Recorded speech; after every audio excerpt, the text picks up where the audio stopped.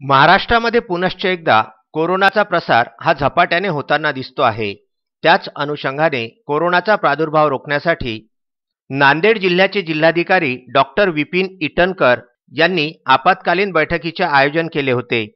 या आपत्कालीन बैठकीमध्ये जिल्ह्यामधील मोठ्या प्रमाणामध्ये कोविड-19 ची रुग्णसंख्या वाढत असल्याने संदर्भ 6 नुसार काही आदेश पारित करण्यात आलेले आहेत।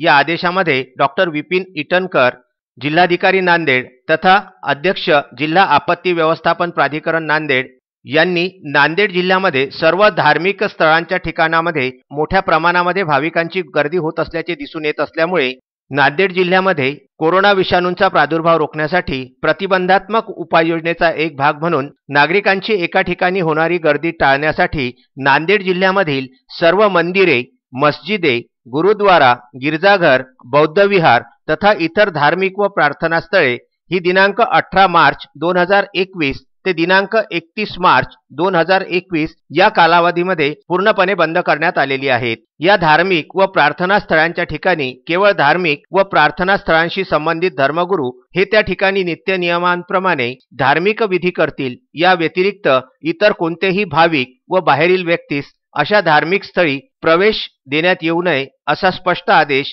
जिल्हाधिकारी नांदेड यांनी काढलेला आहे आणि हा आदेश 31 मार्च 2021 पर्यंत लागू राहणार आहे। त्या अनुषंगाने नांदेड जिल्ह्यातील सर्व दुकाने 18 मार्च 2021 ते 31 मार्च 2021 या कालावधीमध्ये सकाळी 7 ते सायंकाळी 5 वाजेपर्यंत सुरू राहणार आहेत। मात्र हे नियम कोरोना प्रतिबंधक सर्व उपाययोजनांचे पालन करून चालू राहतील व हे निर्बंध दवाखाने व औषधी दुकानांसाठी लागू राहणार नसल्याची माहिती सुद्धा डॉक्टर विपिन ईटनकर यांनी दिलेली आहे। त्याच अनुषंगाने नांदेड जिल्ह्यातील श्री क्षेत्र रेणुकादेवी संस्थान, श्री क्षेत्र दत्तशिखर संस्थान व श्री क्षेत्र देवदेवेश्वर मंदिर हे सुद्धा भाविकांकरिता पूर्णपणे बंद करण्यात आलेले आहे।